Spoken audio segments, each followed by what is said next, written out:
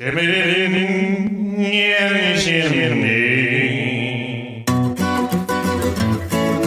listening to Cider Chat Live.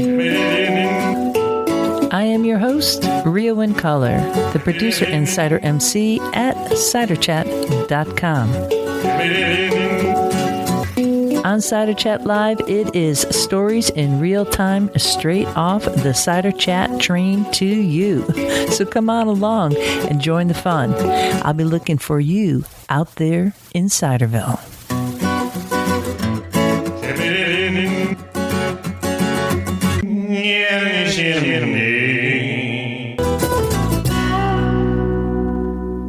Okay, Poms, I hope you had a good flight since you were upgraded to first class from Boston, and I was in steerage, but, you know, I guess that's how it goes. Sorry, Rhea.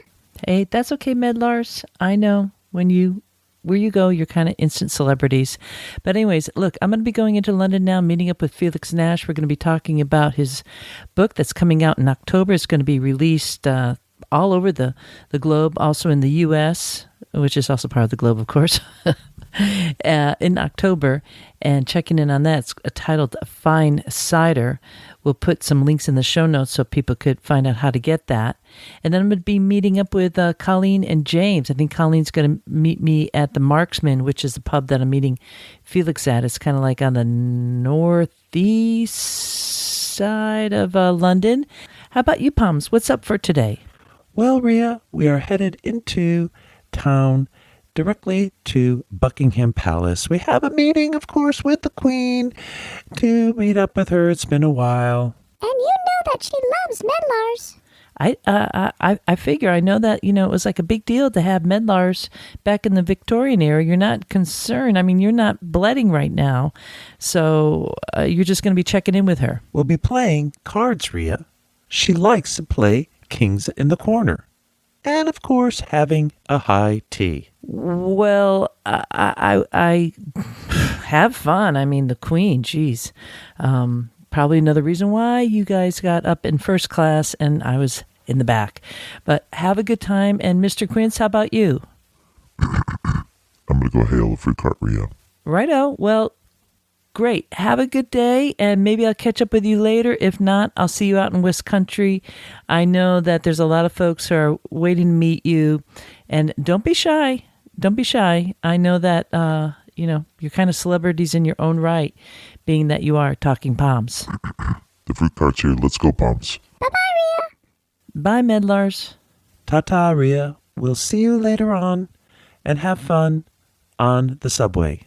Right, Perry. Thank you. Take care of them, Mr. Quince, will you? Call me if you need anything, Rhea. Will do, Mr. Quince. Have fun.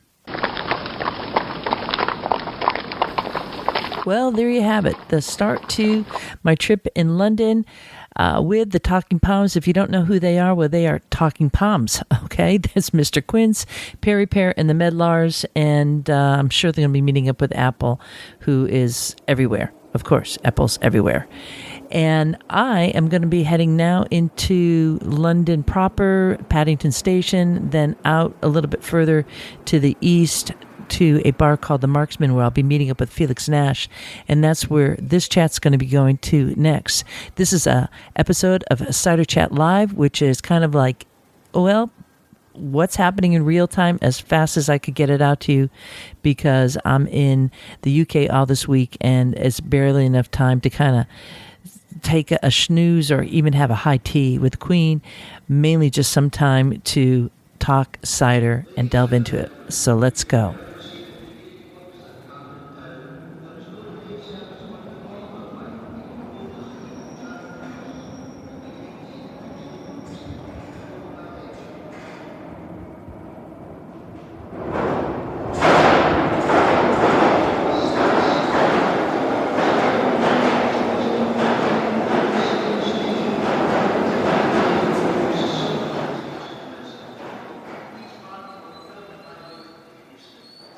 Hello, my name is Felix Nash. I run the Fine Cider company that I founded 5 years ago. It's actually 5 years to the day as we're recording. You wrote this book, Fine Cider. Let's go straight into that. When you title of a book called Fine Cider. What is fine cider? What's the definition of fine cider? I don't. Or is there a definition? There definitely isn't. I'm kind of curious about that title. There's way too much focusing on definitions in the world of cider, I think, as well, actually. You probably noticed in the book, I don't try and define what fine cider is. And how it's spelled, it's F-I-N-E as opposed to F-I-N-D. So it's not about finding cider, but maybe it is. So, I mean, I'm kind of curious about that because, you know, when you call something fine cider, as you did in the title, then I'm wondering how you chose that title. What was that about for you? Because that's a pretty hefty title in a way. And as I know you're certainly aware of, that there's a whole cross-section of cider fans out there. And you mentioned that you definitely go to the different regions, big regions of the world. Of course, the UK, no doubt, right? And then France and Spain and the US. It all again came from the idea of the term fine cider. Right. And the hope again with that was to put some differentiation, saying cider can be so much more than, particularly in Britain, the mass market thing. It's kind of very much or predominantly become. And I really felt that needed some differentiation. You can argue all you like for the term cider, but I don't feel that's necessarily the most fruitful means, or I didn't. Actually separating off a little channel and apart, a different element that can then have that finesse. Fine is a very used term, in terms of fine wines, fine cheeses, everything else. But we don't hear it often in cider. No. It's not a term that, we hear natural ciders now, sparkling ciders, the whole gamut. And that was part of my curiosity here, Felix, because I thought, that's a terminology that I could kind of wrap my brain around. And, when I think of fine cider, I could define that, what a fine cider is to me. But I'm not, and maybe the listeners might want to hear what my definition is, but I think I'm more curious to hear what your definition is of fine cider. Is there one? Well, I'll just say as well, it's one thing I quite like with it, actually, relative to something like natural, which gets massively argued over, but perpetually tries to deal in sort of objective terms. I do like that it is very personal, in a sense. What you actually consider refinement and quality basically are quite a subjective thing. My definition of it. When I come back next year and I'll give you my definition. Well, you wrote a book, with the title, so I'm holding you up against the wall here with a pint in front of you. And certainly you have different select makers that you've mentioned in the book here, and I'll let the reader explore that, of course. But in my mind, you're talking about the food, you're talking about the pairing there. Perhaps this is a book for a restaurant that wants to kind of bring that in a way.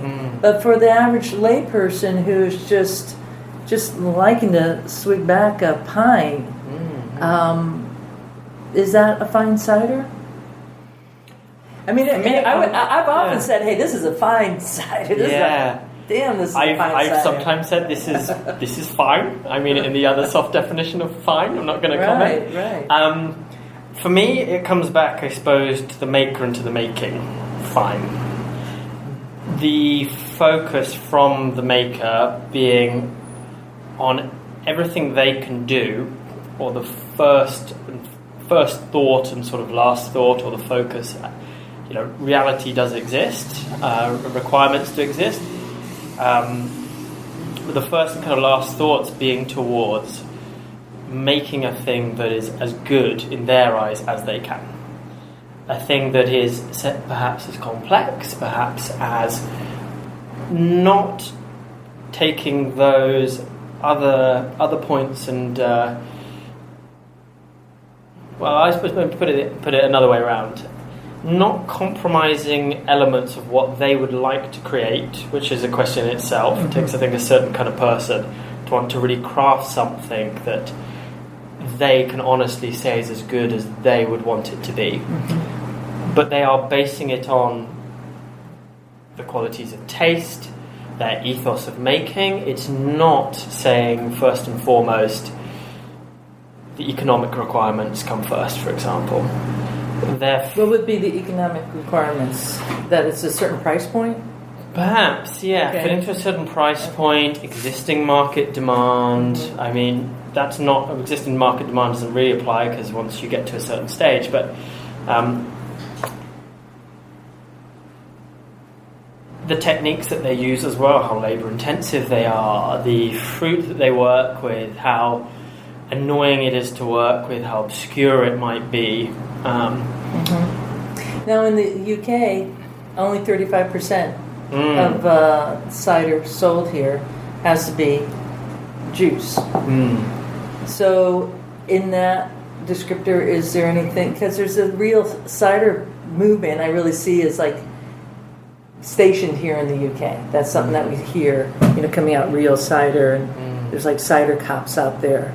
If it's not enough, juice in it, you're like, pull off that label.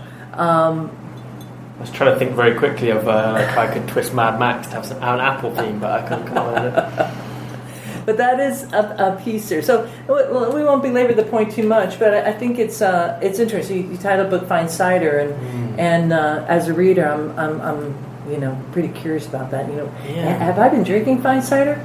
Well, what would you, again, you said about your definition, what would you consider fine if the idea of fine is the best? Again, how do you define the best? I really feel that farmers make the best cider and wine.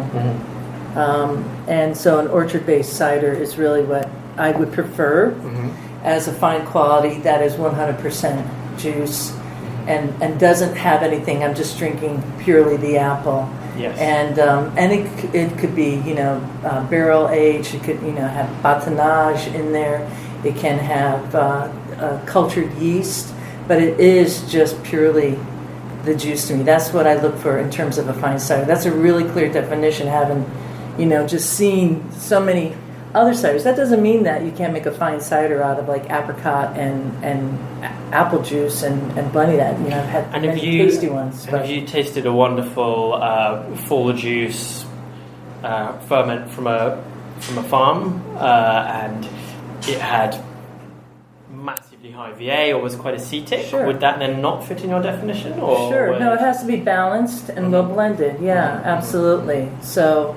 Yeah. This is one thing I like with it. If you look maybe at wine, the idea that it can be, or fine wines, the best articulation of its type or its category. And as you say, you're making cider, you are making an alcoholic drink from apples.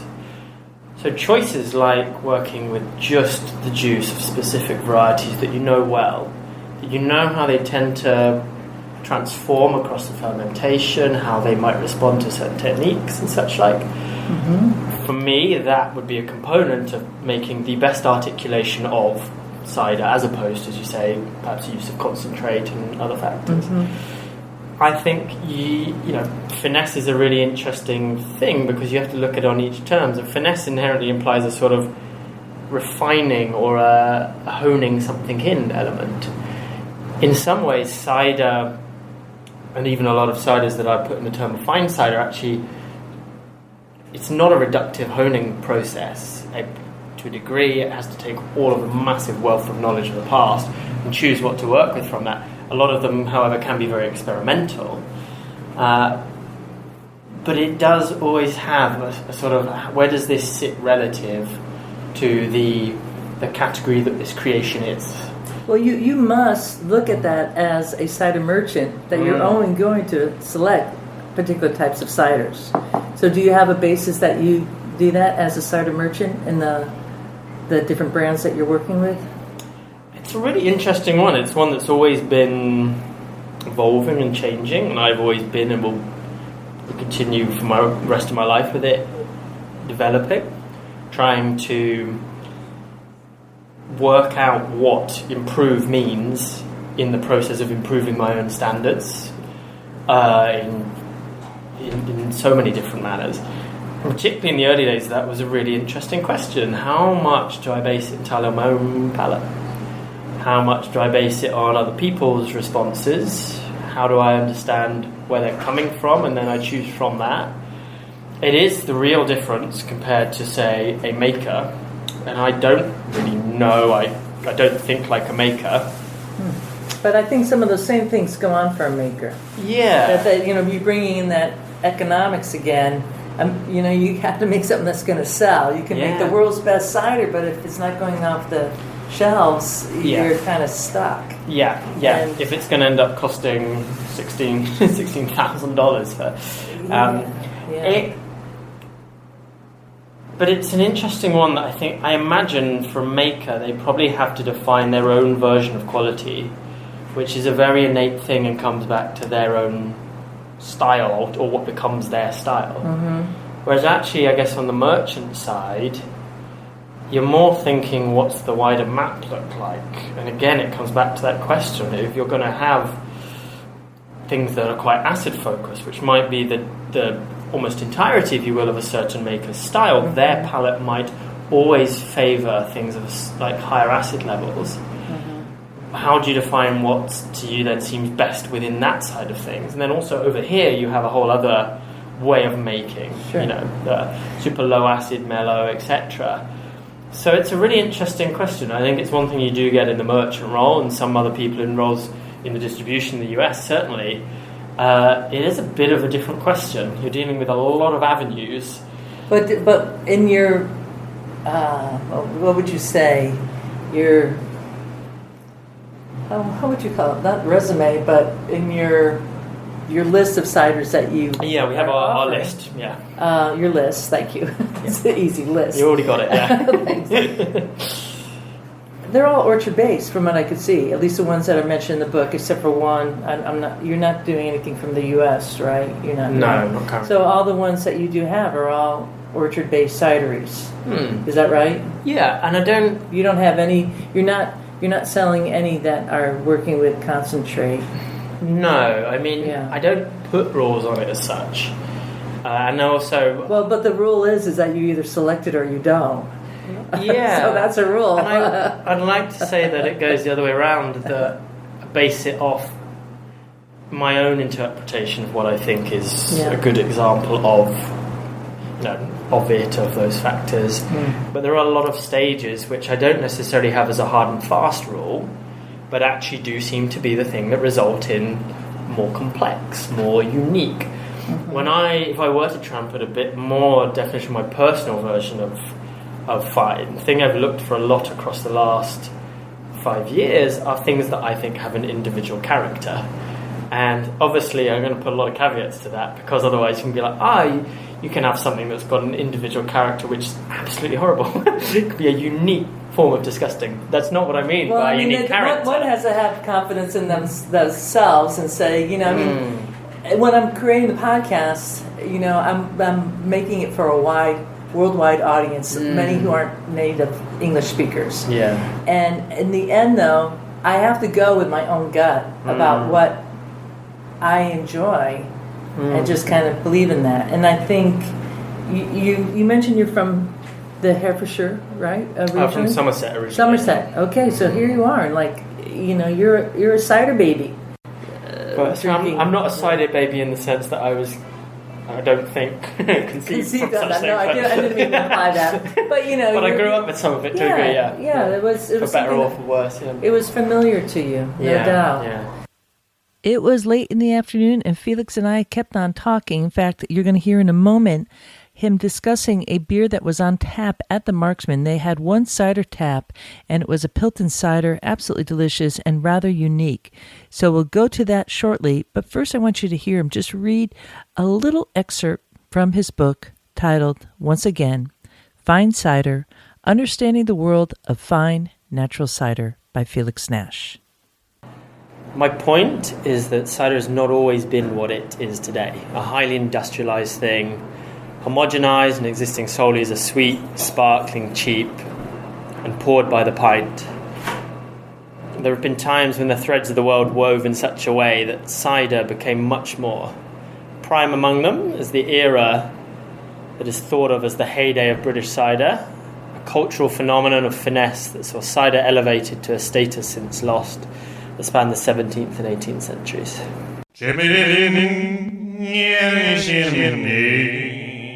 That's on tap here. Mm-hmm. They have one tap of cider. Is that correct? Yeah. One tap. I walked in. I thought, okay, well, Felix told me to come to the Marksman. I figured he's not going to tell me to come to the Marksman if there's not cider. Mm-hmm. I came in and I saw, oh, cool, Pilton cider. But I haven't ever had that cider before because I know that, Martin's very well known for Keeved cider. Can you tell me what this cider is? Yeah, it's pretty new as well in some senses, so it's not too surprising that you haven't Well, I tried it haven't had before. everything. No. That's for sure. I've had a lot, but not everything. So draft, we focused most of the last 5 years on bottles, and about 2/3 of our list is always large bottles. But I do love the possibilities with really good quality things on draft to be kind of democratic, and the idea that more people can taste better cider and kind of without spending too much money. And also, hopefully, then the equation means a maker can, get a decent margin, but without all of the costs and labours of glass, etc. This does take Martin's wonderful, kind of renowned skills and talents with keeving, but then applies it in a really interesting way. So there is keeved cider in this, but it's blended with some kind of John O'Gold. Interesting. I've never had a keeve that's been blended before. Is that common in the UK to find a blended keeve? That's the first time. No. But First time. Wow. Yeah, but it's quite clever because then you are making something which does have a residual sweetness, which isn't dry, but the sugars are entirely natural. So it sort of appeals more on the mass market, but in the ethos in terms of the making, the quality of the sugars, and then you're pairing that with the sort of no tannin, basically acid-orientated kind of John O'Gold, and you start getting some really interesting things going on. It's one of our sort of more accessible. We have some really interesting and kind of out there draft by Joe Public standards.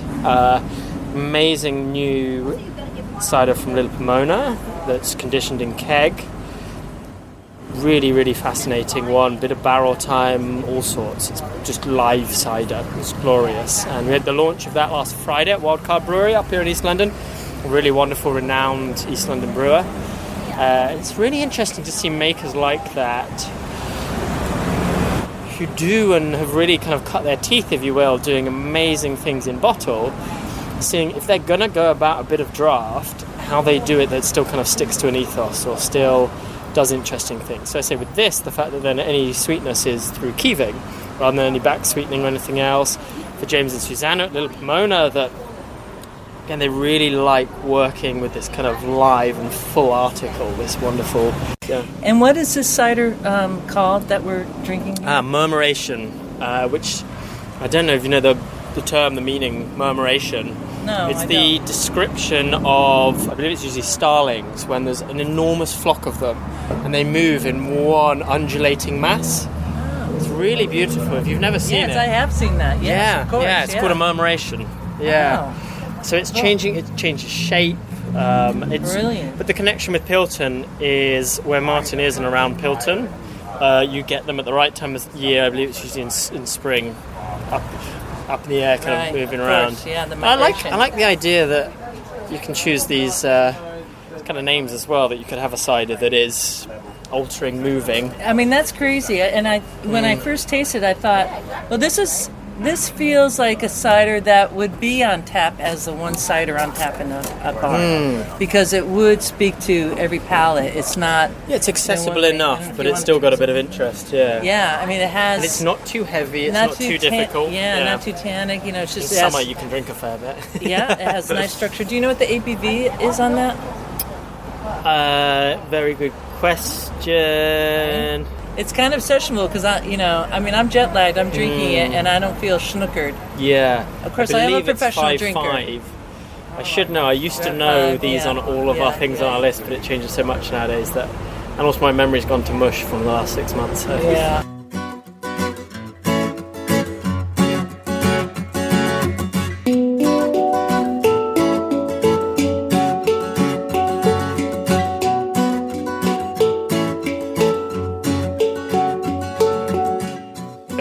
Awesome.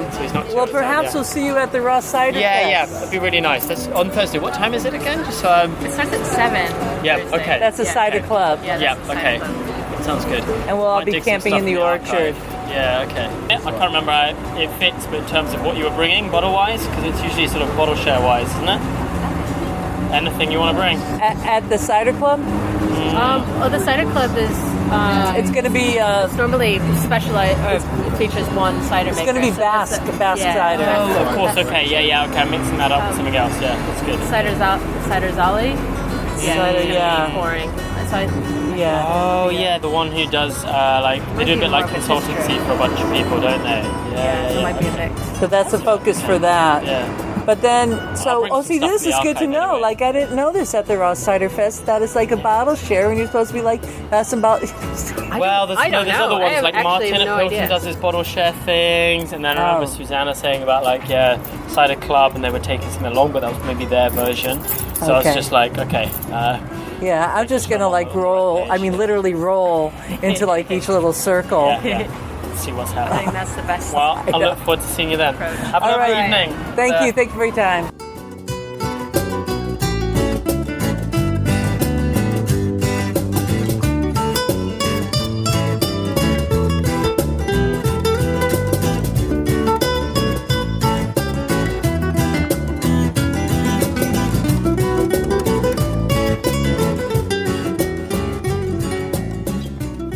Wasn't that pretty interesting? A cider that is part keeved and just a base cider. Pretty interesting. That's the first time I heard about it. That was taking place at the Marksman with both Felix Nash and then Colleen O'Sullivan. She is from a Duckchicken Cider, and really I want to credit Duckchicken Cider for, kind of setting the spark to this whole trip when, if you've been listening right along all the episodes, when I think it was probably Colleen put out, how can we get Rhea to the Raw Cider Fest? And one thing led to another, and before I know it, I was going to have a place to stay, a little room of my own at both James and Colleen's home in South London.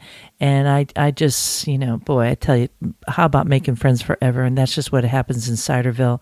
These are outstanding folks. What they're doing in their home in Streatham, down again in South London. Colleen's a tree officer in London, and James is, he's kind of hard to figure out a little bit, but he's just a really smart guy, like a lawyer, but not a lawyer. They have a weird system in the UK that I don't quite get, but they'll be talking about that because I'll be coming up with the episode right along. But I was able to spend 3 nights in their homes. I think it was Tuesday, Wednesday. Maybe it was 2 nights because Thursday we were out at the Raw Cider Fest and just had so much fun with them. And one of the key things was on the second day, which you're going to hear shortly, is my clip. I in the morning, I slept in. I'll be truthful, I slept in. Then I got into London at the London station, and I did what I like to do in all cities. I wanted to get on the water. And in this case, it was the River Thames, the famous river that goes right through the city of London, where you could go underneath the London Bridge. You could see the eclipse, I think it is, a big Ferris wheel, and just take in the city and make it more approachable. I think it just brings me down to earth, getting on the water. I'm a big fan of being on the water. And that's what I did. I took the Clipper Ferry from one spot of the city over to another spot to then meet up with Colleen and James and some of their friends in a bar called The Harp. Now, The Harp, you should know, is right off of a main center called Trafalgar Square. And not too far is Big Ben and the river.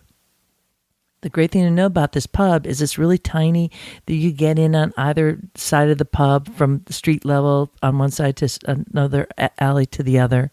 It's really approachable. They are really good at serving people, and they have good ciders on tap, such as Duckchicken cider. They had some of their cider there, and Perry's too, and also awesome beers. So I highly recommend The Harp in London. And we sat there for a while, and I was trying to keep up with these folks drinking. They turned me on to fantastic English bitter. After we left there, we went on a train. We took a classic train ride because everybody does public transportation in London.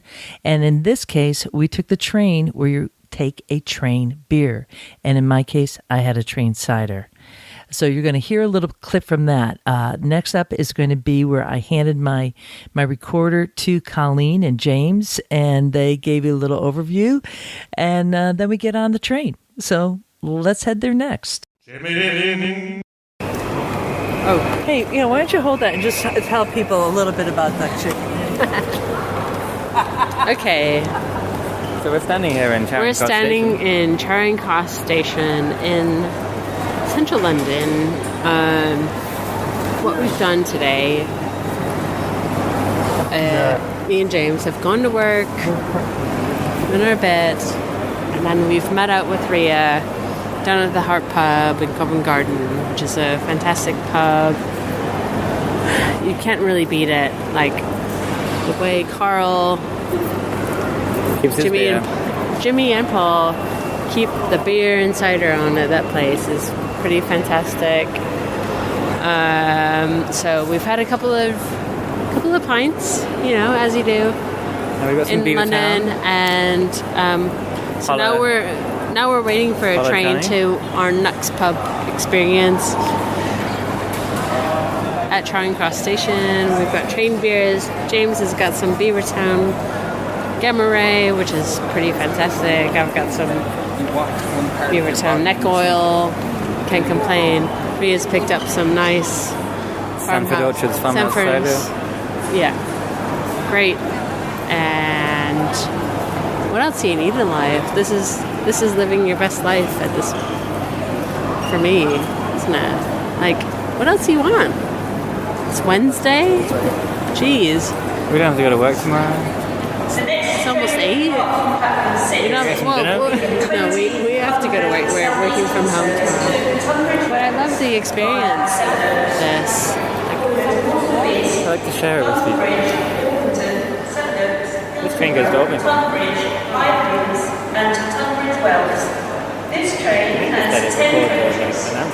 So we're currently looking forward to what the Deserter blog, which is very popular over here, would claim as one of the best train journeys in Britain. The journey from Charing Cross to London Bridge Station is, I don't know, maybe 2 miles? You say 2 miles, James? Maybe 2 miles. Yeah. It's very slow. You get on it, and it's long enough that you could have a drink. And at the end, everything's going to be cool. And at the end, you're going to get off and enjoy another pub. So, no one can complain. There's one on platform 6. So, what just happened? So I go in the bathroom and I hang my bag up. I'm ready to drop my drawers and my bag falls and there goes the cider. Boom. I'm like, okay, so we'll have to watch out a little bit. It didn't open, but it might be a little shaky. A little shaky-breaky. All right. We're just enjoying a good train ride. Okay. Here we go. Let's see. I'm a little nervous because you didn't hear me, but when I went into it dropped hard on the ground. Let's see. Take this away. I'm always scared about opening something near mine. You tap it a few times and calm down a little bit. You think? Is that the... Yeah, that's the thing. Really? To tap it? That just seems like shake it more. London Bridge, Orpington. Oh, okay, no problem. Whoa. Oh, there she goes. And Tunbridge Wells. That's a pro. Not too bad. That's the reaction times are a pro. Oh, that's good. Train. Sorry, let me get it closer. Train beers. Cream beer. It's just a train beer. Cheers. To train beer. It's a very traditional British thing. This is a thing. This is a thing. I so appreciate this. Train cider is also I hear that also in Japan that this is not unusual either. That it's pretty accepted to In Germany too. Germany. Yeah, it's good, isn't that? That's a good. It's pretty good. Yeah. Yeah, I mean, you're a little mixing bit it with something else, but I think this is damn good. Yeah.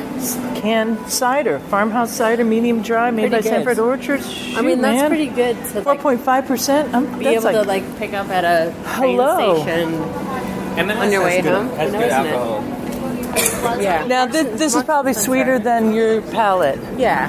Yeah. but I like this. This is like this like kind of nice and easy, very drinkable. Yeah. You go with a lot of different foods. Where do we need to go? Down to the right. Yeah. So now, what section of town are we in here? So we're in London Bridge. Oh, so this is near the London Bridge station. Yeah, we that just is came London out. Oh, that was. Oh, God, didn't look. Maybe I was in a different station then. Because when I came out, I didn't see that. London Bridge on No, that. you might. I came out of the underground. Oh yeah. So yeah. All right. I was like, this is not that exciting. This station I was coming out It's of. like main line. But it's pretty cool. Wow, that is pretty. It's all brand new. Yeah. There's like nice little shops. They've redone all the arches. This is a pretty quiet area here. Yeah. They've yeah. controlled the traffic quite a lot. That's what it is. Okay. Yeah. So otherwise, like, look at this. This is like so That's a really beautiful, nice- bait in really nice place, and neighborhood. that's probably a little parking spot, little courtyard. Yeah. I don't think you could park there. Well, really give parking. it looks if you live there, I bet you could go Maybe, in there, and that's where your little private off the street parking is. Okay. I don't mean to educate you too much about London, but if you lived at Baden Place right now, you would. Ria's telling you. People could park down there. Okay, so you need to accept that, James, as an idea. Just open your mind to that. There could be off-street parking. We're going to call this a drunk podcast here. Definitely a challenge.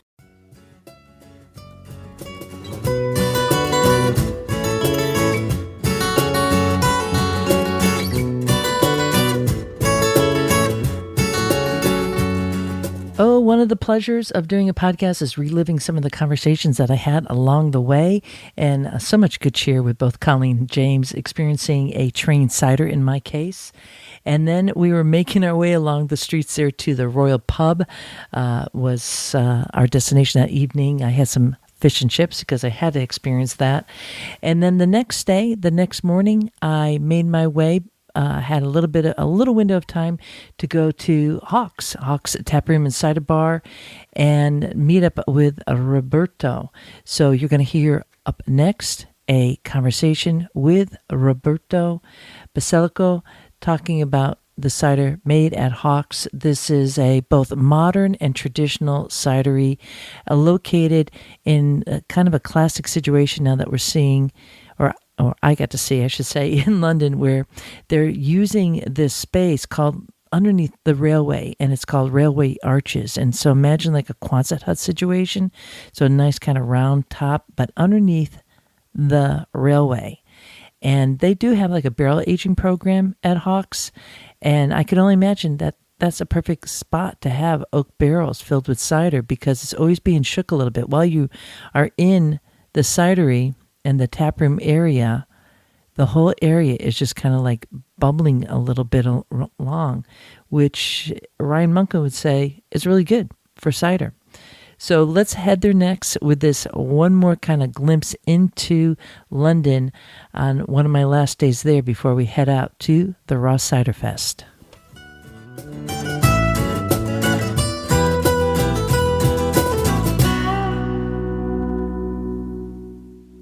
So now I am in Hawkes Taproom here. It's a copper kind of rectangle bar with a whole bunch of taps. I'm going to say 1, 2, 3, 4, 5, 6, 7, 8, 9, 10. So I'm going to guess 13, 14, 15, 16, 17, 18, 19, 20, maybe 30 taps.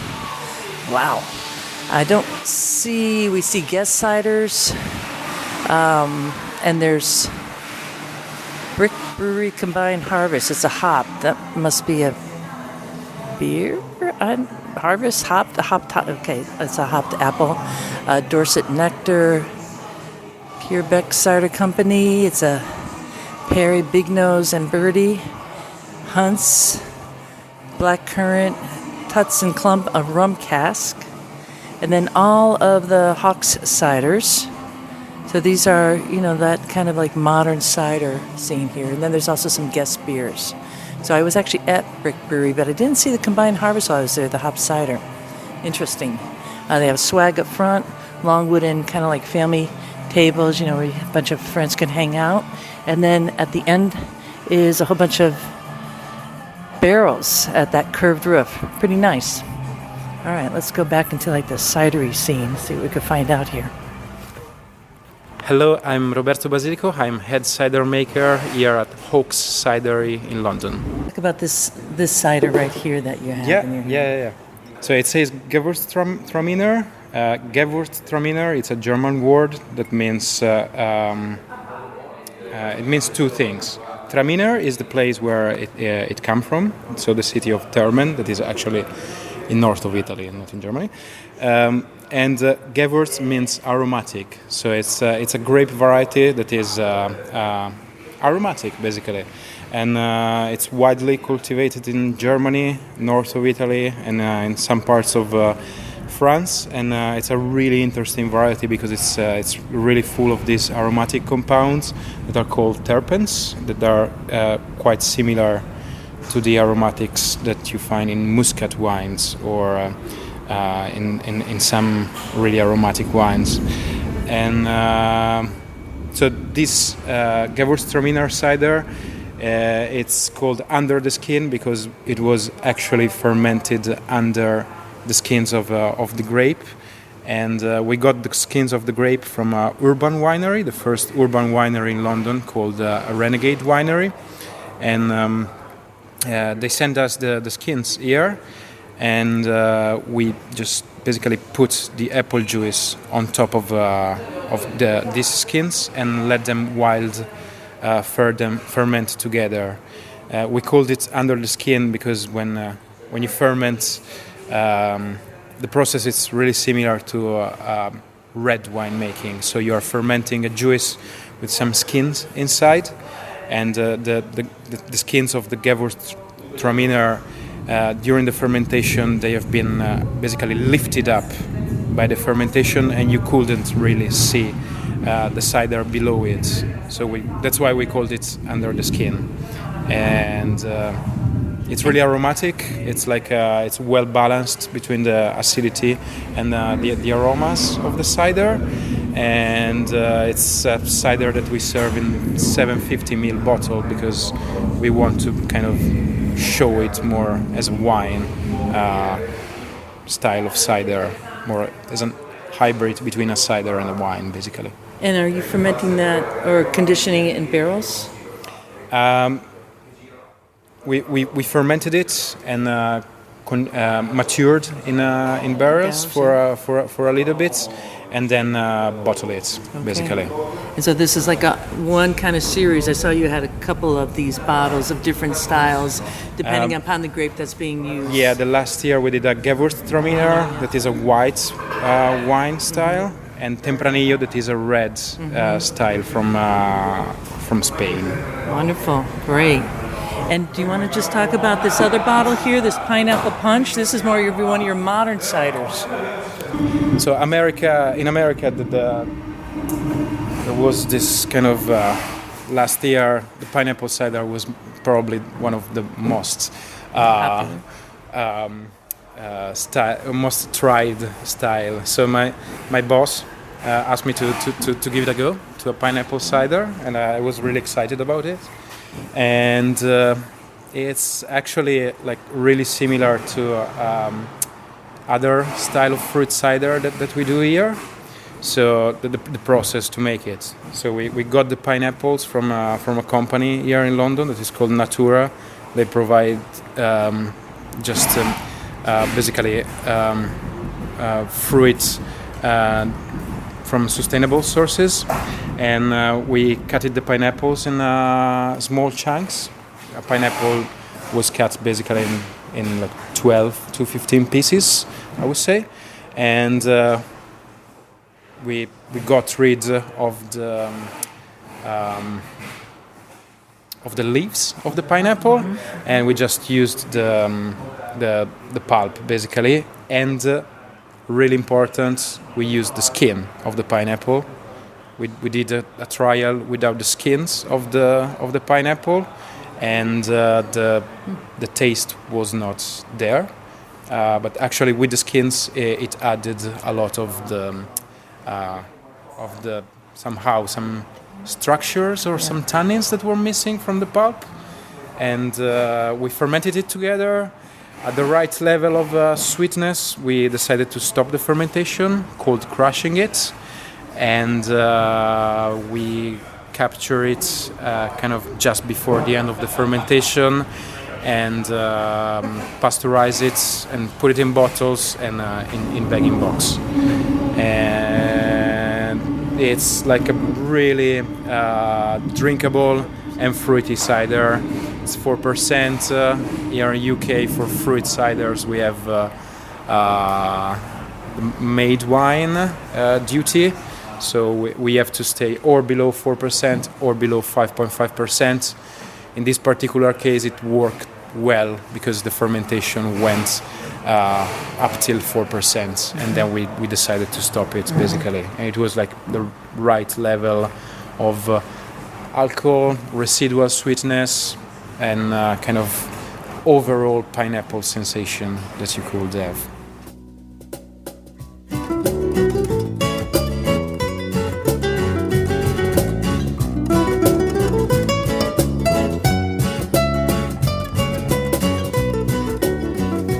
That's a little bit of my first 2 days in London, filled with cider.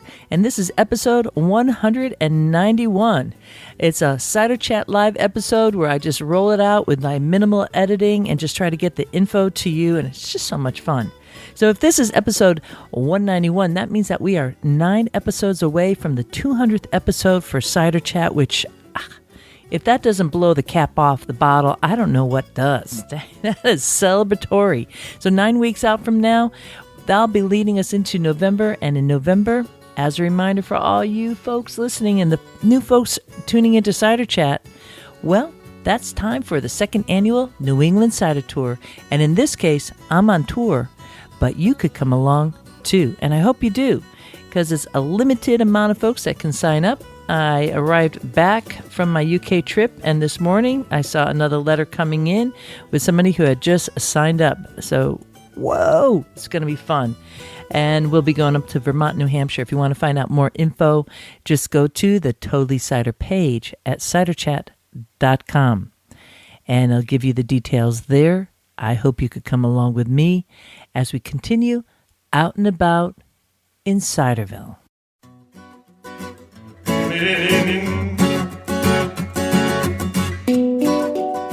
Want more Cider Chat?